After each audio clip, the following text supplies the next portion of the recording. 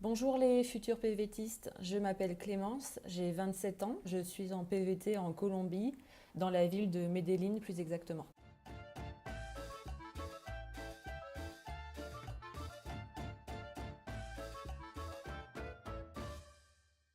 La petite histoire est que ma meilleure amie Laetitia s'est mariée avec Nicolas, un Colombien, donc j'ai eu la chance de pouvoir venir à Bogota pour leur mariage. J'ai beaucoup aimé l'ambiance que j'ai trouvée, aussi à la fois les couleurs, les odeurs dans la rue, la gentillesse des gens, la gentillesse de la famille de Nicolas.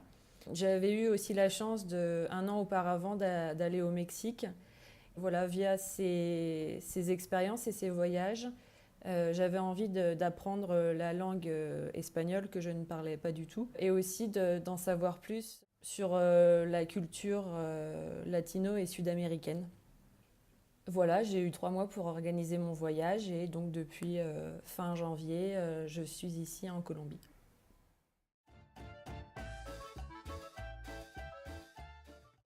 Donc pour postuler pour le PVT, sachez que le nom du PVT, il s'appelle TP16.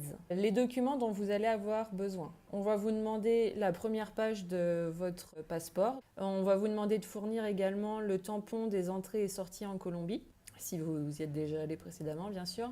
On va vous demander aussi la carta de compromiso, nationalité et vous signez. C'est un contrat que vous signez avec le ministère des Relations externes de la République de Colombie en disant que voilà, vous postulez pour un TP16 et que vous vous engagez à suivre toutes les règles et que une fois que vous serez en Colombie, vous allez aussi suivre toutes les règles. Vous devez aussi fournir un billet d'avion, donc soit juste l'aller, soit aller-retour. Si c'est juste l'aller, sachez que vous allez devoir présenter un compte bancaire avec plus d'argent. Et donc, pour finir, vous allez devoir présenter une attestation bancaire. Cette attestation doit prouver que depuis 3 mois minimum, vous avez 1 300 € sur votre compte. Attention, si vous n'avez pas votre billet retour, vous devez avoir plus d'argent. Sachant qu'un billet à peu près coûte 700 €, prévoyez, si vous n'avez pas de billet retour, d'avoir 2 000 € sur votre compte.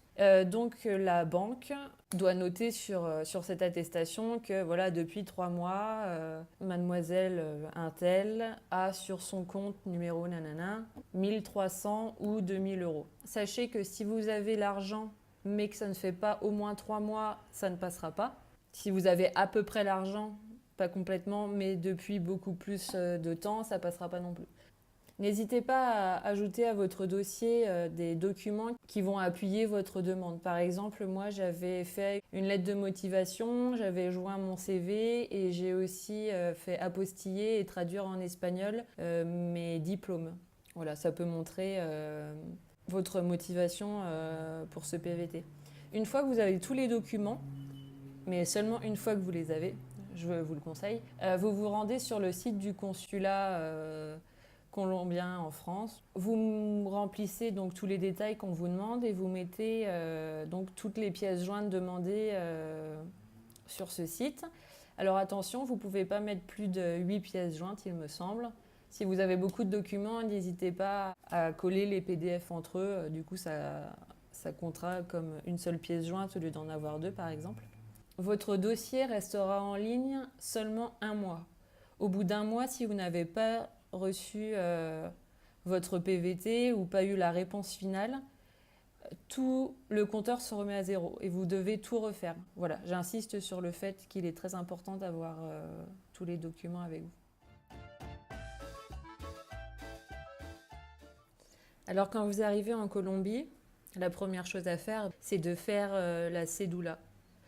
Plus exactement la cédula extranjera, qui correspond à la carte d'identité colombienne. Il faut savoir que à partir du moment où vous arrivez dans le pays, vous avez 15 jours pour faire cette cédula. Et vous n'avez besoin que d'une journée et encore qu'une matinée pour la faire. Vous devez vous rendre à un des bureaux d'immigration de la ville où vous vous trouvez. Et bien sûr, il y a énormément de monde, donc je vous conseille d'y aller tôt le matin si vous ne voulez pas y passer la journée. Et vous pouvez venir la chercher 10 ou 15 jours plus tard. À côté de ça, ce que je peux vous conseiller, c'est quand même d'envoyer un mail au consulat et ou à l'ambassade pour prévenir de votre arrivée. D'autres démarches à faire vont être par la suite de trouver un logement, trouver un travail, enfin commencer à s'inscrire pour en trouver un en tout cas, et puis acheter une carte SIM. Tout ça est très simple et très rapide en général. Pour vous loger en Colombie, vous avez différentes options. Vous logez avec une famille colombienne, la colocation ou avoir un appart pour vous tout seul.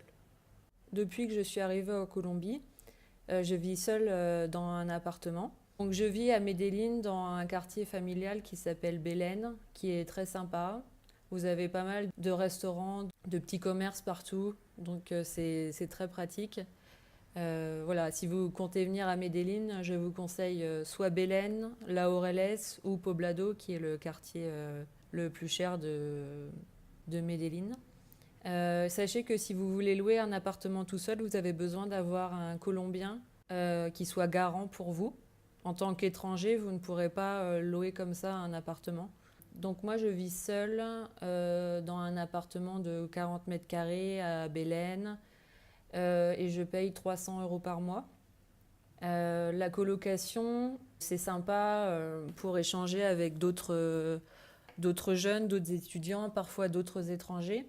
Alors une colocation, il faut compter à peu près 500 000 pesos, donc environ 150 €, ce qui est vraiment pas cher. Je pense que c'est vraiment la meilleure option.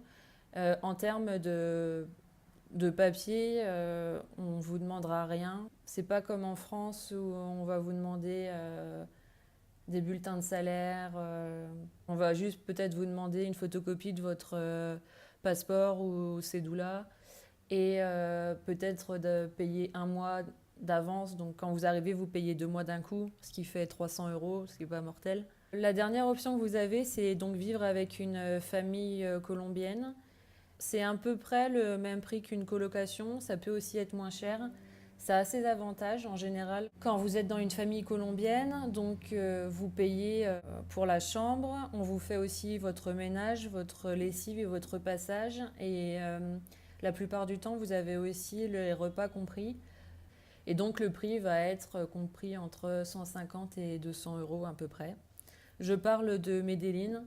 J'imagine qu'à Bogota, ce sera peut-être plus cher et que si vous êtes dans une petite ville colombienne, ce sera moins cher. En tout cas, ce sont des prix très abordables, surtout par rapport à la France. Alors quand je suis arrivée en Colombie, mon niveau d'espagnol était de 0. J'ai commencé par prendre des cours dans une université, la UPB de Medellín, pendant un mois. Il faut compter, si vous allez dans une école, il faut compter à peu près 1 million de pesos par mois, ce qui fait environ 300 €. Ce que je peux vous conseiller, c'est de prendre des cours particuliers avec un Colombien, qui soit prof ou pas, enfin, que la personne ait de l'expérience dans ce domaine ou pas. Parce que ça vous reviendra moins cher. C'est ce que j'ai fait une fois que j'ai quitté l'université. J'ai appris 2 ou 3 fois plus vite. En plus, ça me coûtait beaucoup moins cher. En ayant un prof privé qui vient chez moi avec un cours personnalisé par rapport à mes besoins. Donc maintenant, ça fait 7 mois que je suis en Colombie. Mon espagnol n'est pas excellent. Il pourrait être mieux. Voilà, en 6 mois, vous pouvez avoir un très bon niveau d'espagnol. C'est juste que moi, j'ai pas forcément fait beaucoup d'efforts. Déjà, sachez que si vous ne parlez pas espagnol, vous avez quasi aucune chance de trouver un travail, même dans le secteur du tourisme.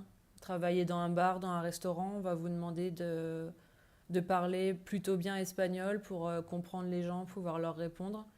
À la rigueur, vous pouvez faire du volunteering dans des hostels. Si vous voulez arriver en Colombie et travailler tout de suite, venez avec un très bon espagnol. Sinon, dites-vous que vous allez devoir aller au moins 4 ou 6 mois en cours d'espagnol pour pouvoir avoir un niveau suffisant pour travailler. Trouver un travail, quand on parle espagnol, c'est pas très compliqué, surtout que en France et en Europe en général, on a une bonne éducation, on parle plusieurs langues. On arrive ici avec de bonnes expériences, des stages, voilà, une bonne éducation en général, ce qui intéresse les entreprises ici. Vous avez différents sites internet pour retrouver des annonces, pour déposer vos CV, un peu du type Monster par exemple. Vous avez aussi des groupes sur Facebook. N'hésitez pas à utiliser votre réseau personnel, réseau professionnel. N'hésitez pas à mettre à jour votre compte LinkedIn.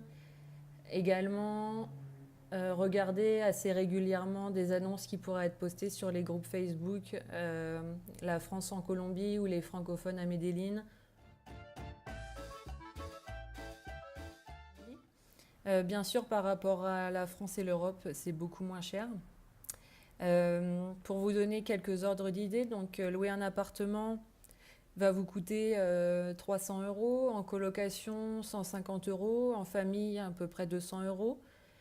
Prendre les transports, donc un ticket de métro, ça va être environ 2000 pesos, ce qui fait 50 centimes. Les courses, moi j'en ai à peu près pour 50 000 pesos par semaine, ce qui va faire 20 euros. Si vous voyagez, alors par exemple Medellín, Bogota, vous pouvez compter 20 euros. Si vous prenez l'avion pour aller sur la côte par exemple, comptez 40-50 euros. Vous pouvez avoir de très bons prix avec Viva Colombia. Je vous conseille vivement de prendre le bus, mais c'est quand même très long. Vous avez parfois 8 à 12 heures de bus. Alors ça dépend du temps que vous avez pour le voyage. Bien sûr, si vous habitez à Bogota, un peu plus cher. Si vous habitez dans un petit village, un peu moins cher. Disons que Medellín est entre les deux. Moi, je vous conseille de venir avec à peu près 5000 euros, histoire d'être tranquille. Vous n'allez pas trouver un travail dans les 10 jours en arrivant ici. Vous allez devoir trouver la ville dans laquelle vous voulez rester, trouver un logement, commencer à vous inscrire sur les différents sites. Et puis, les salaires ne sont pas énormes. En général, vous allez gagner entre 1 million et 1 500 000 pesos, ce qui fait entre 500 et 700 euros. Ça permet de bien vivre, bien sûr, de pouvoir payer ses factures. Si à côté de ça, vous souhaitez voyager, vous avez besoin d'avoir un peu plus d'argent. Si vous voulez suivre des cours d'espagnol, vous aurez besoin d'argent également. Prendre des cours de salsa, par exemple. L'insécurité en Colombie, vraiment, je vous dirais de ne pas vous inquiéter pour ça. Je ne me suis jamais sentie en insécurité ici, en tout cas pas plus qu'en France, voire moins qu'en France. Je me sens bien quand je me balade dans la rue. Je me suis fait agresser, entre guillemets, une fois. On a essayé de me voler mon téléphone. Au final, le mec est parti et il m'a même pas pris mon téléphone. Mais voilà, c'est une chose qui aurait pu arriver dans n'importe quel pays du monde. Bien sûr, pour ne pas avoir de problème, il ne faut pas afficher des choses tentantes. Par exemple, si vous avez des montres, des bijoux de valeur, évitez de les mettre. Ça sert à rien. Je vous conseillerais de venir en Colombie sans bijoux de grande valeur. Ça sert à rien de s'afficher avec ça. Dans la rue, il faut se comporter normalement, être simple comme eux. Quand on vous dit bonjour, on dit bonjour. Les gens sourient, alors vous souriez aussi. Faut prendre la vie simplement comme eux le font ici. Il y a bien sûr des quartiers à éviter. Donc, dans toutes les villes, vous allez avoir des quartiers pauvres, plus dangereux. Il faut éviter complètement d'aller dans ces quartiers. Rester dans des quartiers familiaux, des quartiers sécurisés, les quartiers riches si vous voulez vraiment être tranquille. Mais voilà, évitez d'aller dans les quartiers très pauvres des villes dans lesquelles vous allez être et il ne vous arrivera pas de problème. Donc n'ayez pas peur de venir en Colombie. Le gouvernement fait vraiment tout pour protéger le citoyen. Les soucis avec les FARC sont en train de se résoudre. S'il y a encore quelques cartels qui existent, on n'en entend plus parler. En tout cas, ils n'ont quasi plus aucune influence dans les villes dans lesquelles ils sont. Voilà, tout va bien. Alors si j'ai des conseils à vous donner, à vous, futurs PVTistes qui allez arriver peut-être en Colombie, donc préparez bien votre dossier pour le PVT, préparez bien tous les papiers avant de vous inscrire en ligne, préparez aussi l'entretien que vous allez avoir au consulat.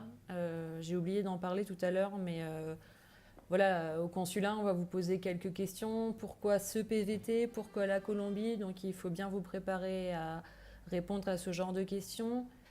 Partez avec une somme conséquente d'argent, on ne sait jamais ce qui pourrait arriver. Ici, restez simple, donc ne sortez pas avec l'iPhone 6 ou je ne sais combien, le câble blanc comme ça dans la rue.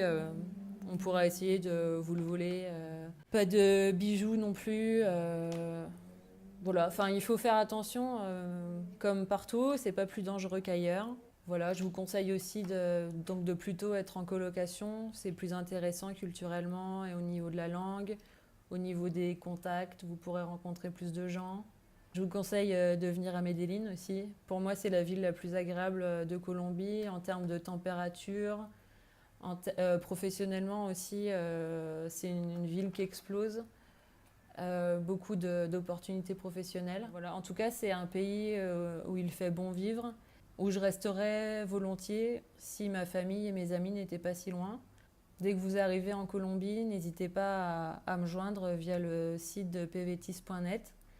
Même avant, je serais ravie de vous conseiller, de vous aider dans vos démarches. Donc n'hésitez pas à m'écrire ou à venir me rencontrer une fois que vous êtes ici. Je vous souhaite à tous bon courage et passez tous un bon salon. Ciao!